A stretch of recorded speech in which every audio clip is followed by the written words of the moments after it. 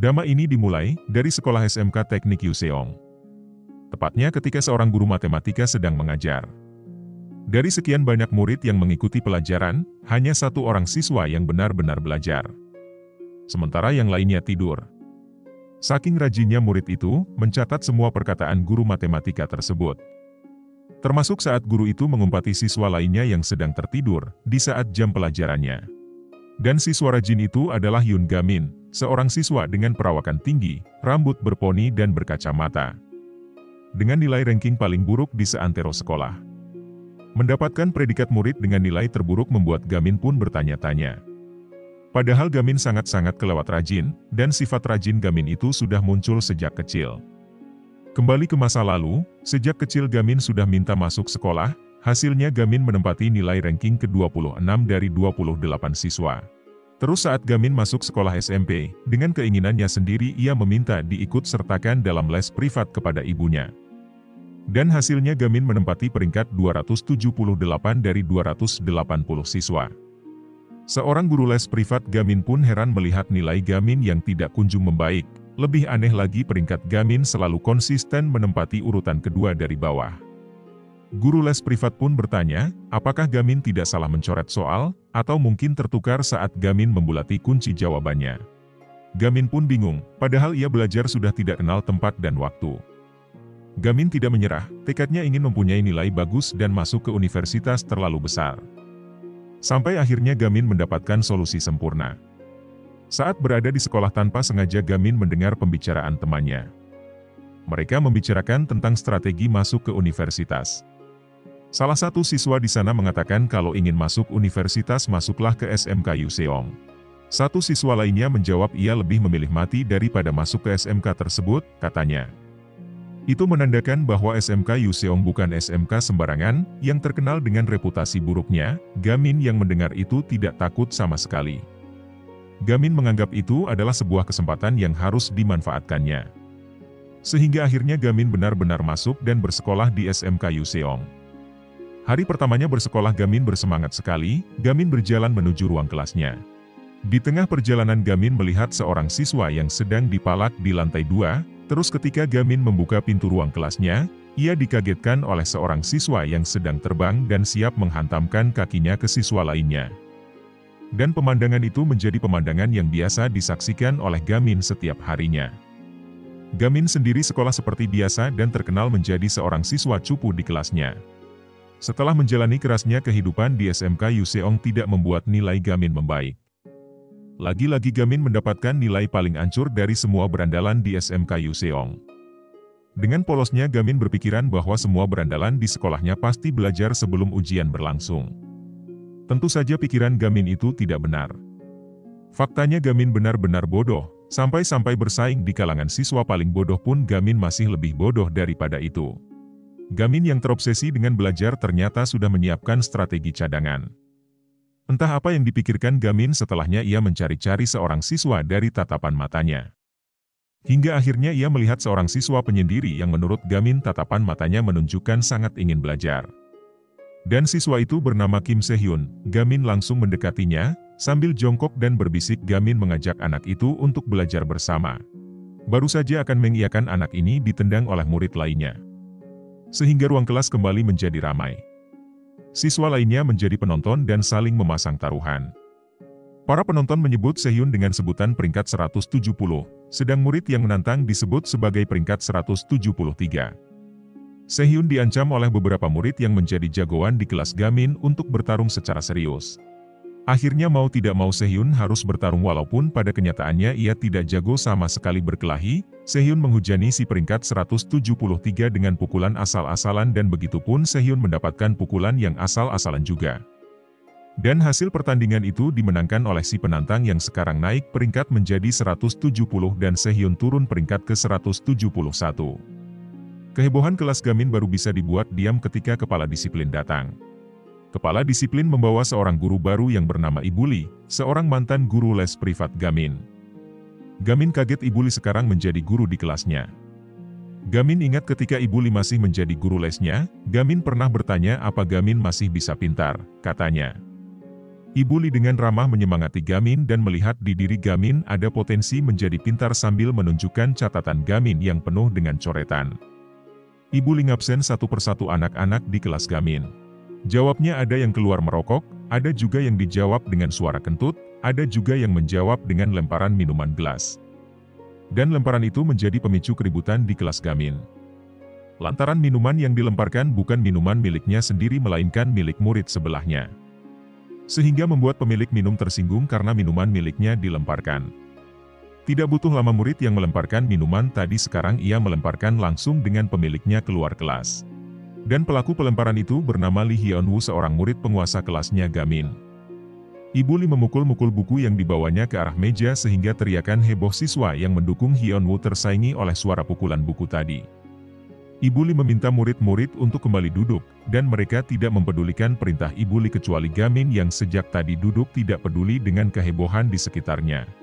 Murid-murid itu baru bisa diatur saat Hyun-woo memerintah mereka untuk mendengarkan perkataan Ibu Li. Ibu Li memperhatikan Hyun-woo yang menatapnya yang tertidur setelahnya. Sedangkan Gamin memperhatikan Ibu Li dengan tatapan khawatir.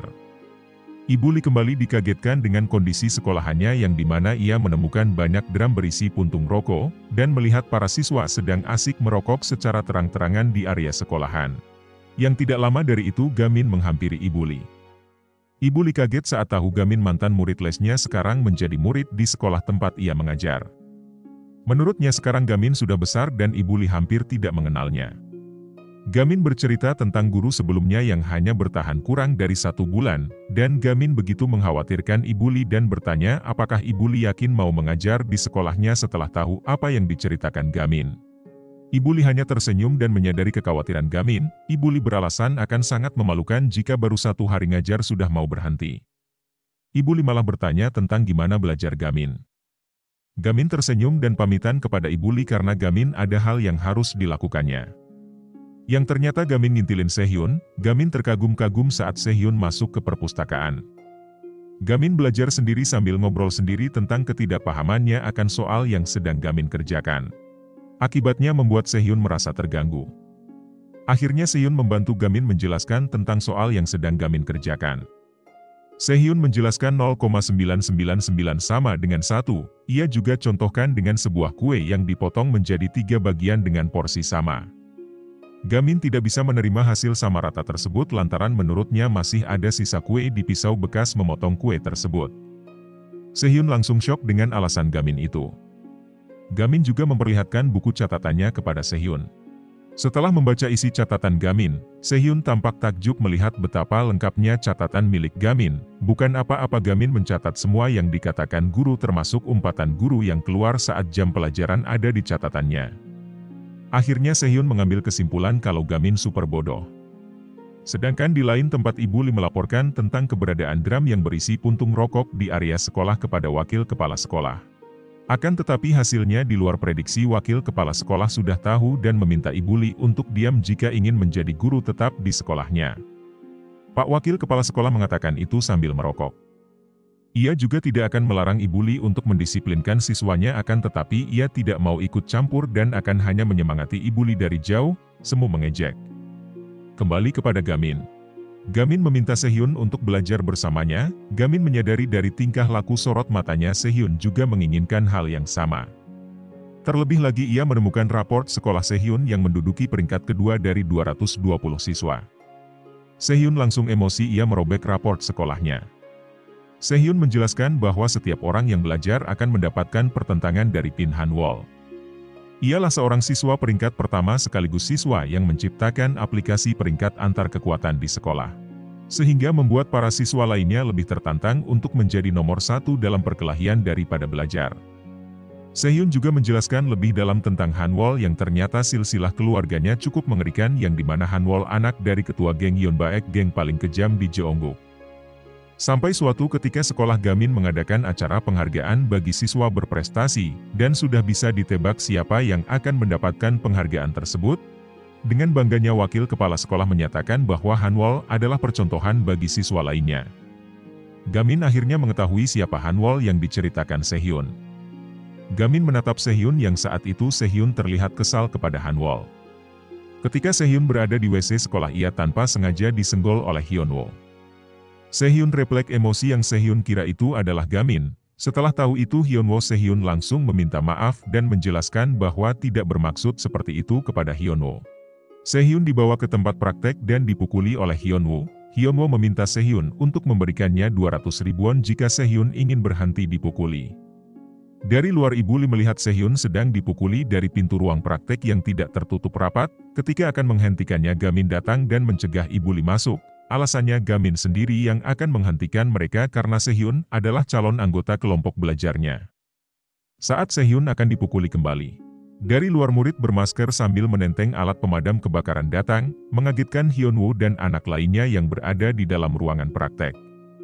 Murid bermasker itu menggunakan alat pemadam kebakaran untuk membuat pandangan di ruangan tersebut tidak terlihat, lantaran asap dari alat pemadam kebakaran memenuhi ruangan. Keuntungan itu dimanfaatkan oleh murid bermasker untuk membawa Sehyun kabur. Dan murid bermasker itu adalah Gamin, sehingga membuat Sehyun kaget. Setelah Gamin berhasil menyelamatkan Sehyun, murid yang diselamatkan malah emosi, tidak terima. Menurut Sehyun jika permasalahannya dengan Hyunwoo tidak selesai hari itu, selamanya Sehyun bakal menjadi target penindasan yang dilakukan Hyunwoo. Sehyun kembali berniat menemui Hyunwoo. Dan tanpa sadar Hyunwoo sudah berada di depannya, yang langsung menodong Sehyun dengan pertanyaan siapa murid yang menyelamatkannya tadi. Bertanya sambil memukuli Sehyun inilah yang dilakukan Hyunwoo saat ini. Sehyun berusaha melindungi Gamin yang ia anggap Gamin lebih cupu dari dirinya. Ia berbohong bahwa ia tidak tahu siapa murid bermasker itu. Hyunwoo geram dengan jawaban Sehyun, yang menurutnya tidak memuaskan. Hyunwoo berniat memukul Sehyun dengan tongkat baseball. Sebelum tongkat baseball itu sampai ke tubuh Sehyun. Tongkat baseball itu sudah hancur terlebih dahulu akibat dari serangan kaki yang dilakukan Gamin secara mendadak dan senyap. Sehyun juga dibuat kaget dengan kemampuan Gamin. Sehyun melihat Gamin membuat Hyunwoo pingsan hanya dengan 2 pukulan saja. Usut punya usut Gamin mempunyai kemampuan bertarung itu gara-gara ingin pandai belajar. Gamin mendapatkan kata-kata yang dimana kata-kata itu berisi, di balik tubuh yang kuat terdapat pikiran yang kuat juga, dan kalimat tersebut Gamin amalkan, setiap hari Gamin berolahraga tanpa diketahui siapapun termasuk ibunya sendiri. Satu-satunya yang mengetahui aktivitas Gamin adalah seorang petarung profesional yang mungkin itu juga tidak sengaja bertemu Gamin di tempat latihan. Bahkan seorang petarung profesional itu juga mengakui kemampuan Gamin. Petarung itu heran kenapa Gamin lebih memilih jadi anak yang pintar belajar daripada jadi petarung. Kembali ke masa sekarang. Gamin meminta Sehyun untuk jangan khawatir soal belajar, dan kembali meminta Sehyun untuk menjadi anggota kelompok belajarnya. Lagi-lagi Sehyun menolak, alasannya karena Gamin sendiri takut menjadi target penindasan. Itu dibuktikan, Gamin menggunakan masker saat berurusan dengan Hyunwoo. Sehyun pulang ke rumahnya, dan ia kembali mendapatkan tekanan dari ayahnya. Ayahnya meminta Sehyun untuk berhenti mimpi menjadi anak kuliahan dan fokus belajar teknik las di sekolahnya. Menurutnya banyak orang dengan gelar sarjana yang sekarang menjadi bawahannya di tempat kerja. Akhirnya Sehyun harus merelakan impiannya untuk masuk ke universitas dan membuang buku catatan matematikanya. Sedangkan Gamin ia masih memandangi buku catatan yang sebelumnya diajarkan oleh Sehyun. Setelah mendapatkan penolakan dari Sehyun, Gamin jadi teringat kisah masa lalunya. Ia ingat saat mendengar pembicaraan ibu dan temannya, mereka membahas tentang anak teman ibunya yang bisa naik peringkat akibat melakukan belajar bersama dengan teman-temannya. Cara itu juga yang menginspirasi Gamin untuk mencari teman belajar. Akan tetapi dari banyaknya kelompok belajar di sekolahnya tidak ada yang mau menerima Gamin, alasannya bermacam-macam salah satunya karena Gamin peringkat paling bawah. Kembali ke masa sekarang. Hari kedua Ibu Lee mengajar di SMK Yuseong. Kaget, laporannya tentang siswa merokok kepada wakil kepala sekolah tidak ditindaklanjuti. Drum-drum puntung rokok masih ada, dan para siswa terlihat santai menghisap rokok di area sekolah. Sampai akhirnya, Ibu Lee tersenyum melihat para siswa itu diusir oleh kepala disiplin sekolah. Dan usut punya usut, kepala disiplin melakukan itu karena takut oleh seorang inspektur yang rencananya bakal datang dan menginspeksi sekolah. Pak Kepala Disiplin itu meminta Ibu Li untuk memindahkan drum rokok tersebut ke gudang. Sehingga membuat Ibu Li kesal dengan perintah dan alasan Pak Kepala Disiplin tersebut.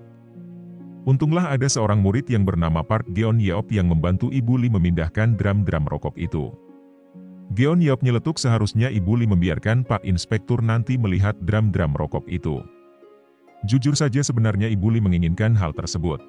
Tapi Ibu Li sadar bagaimanapun SMK Yuseong adalah sekolahnya. Geo Yeop juga bertanya bagaimana caranya Ibu Li merubah sekolahannya hanya dengan seorang diri. Ibu Li dengan tegas tidak akan menyerah. Pak Inspektur tanpa sengaja melihat Ibu Li sedang kesusahan membawa drum rokok sehingga membuat Pak Kepala Disiplin dan Pak Wakil Kepala Sekolah panik. Pak Inspektur itu terlihat familiar dengan wajah Ibu Li, tapi sayang Ibu Li sendiri tidak ingat dengan Pak Inspektur. Pak Wakil Kepala Sekolah yang panik mengenalkan Ibu Li sebagai guru baru di sekolah mereka. Sebelum Pak Inspektur kepo tentang drum yang dibawa Ibu Li, Pak Wakil Kepala Sekolah berniat membawa Pak Inspektur pergi ke tempat pelatihan. Tapi sayangnya sebuah benda terdengar memecahkan kaca dan benda tersebut jatuh di dekat Pak Inspektur yang sedang melakukan inspeksi, sehingga kejadian itu membuat Pak Wakil Kepala Sekolah panik. Alur kembali mundur sebelum kejadian benda jatuh itu dimulai. Gamin masuk ke kelasnya tanpa mempedulikan Sehyun yang sebelumnya menolak untuk belajar bersamanya. Tapi saat Gamin menemukan buku catatan milik Sehyun di lacinya membuat Gamin senang.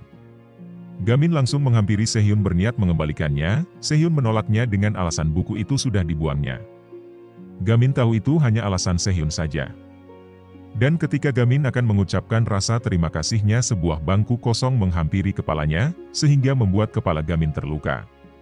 Sedangkan Sehyun terlihat syok. Dan orang yang melemparkan kursi itu adalah Hyunwoo. Ia langsung menebak kalau Gamin adalah murid bermasker yang sebelumnya membuatnya pingsan. Di saat yang sama buku catatan milik Sehyun diambil Hyunwoo. Hyunwoo menggertak orang-orang yang berada di kelas, untuk meninggalkan ruangan termasuk Sehyun. Sehyun memandangi Gamin dan Gamin menenangkannya, bahwa ia baik-baik saja. Setelah kelas kosong, dan meninggalkan Gamin dan Hyunwoo berdua. Gamin meminta buku catatan milik Sehyun secara baik-baik, tapi Hyunwoo malah membakarnya dan melemparkannya. Ketika Gamin mencoba mengambil buku milik Sehyun yang sudah terbakar, Hyunwoo menyerangnya dengan menggunakan senjata. Serangan yang dilakukan Hyunwoo tersebut, tidak ada satupun yang mengenai Gamin. Yang membuat para penonton terkesan, Gamin benar-benar meremehkan Hyunwoo. Mereka melihat bahwa Gamin hanya fokus mengambil buku matematika milik Sehyun, dan tidak fokus berkelahi.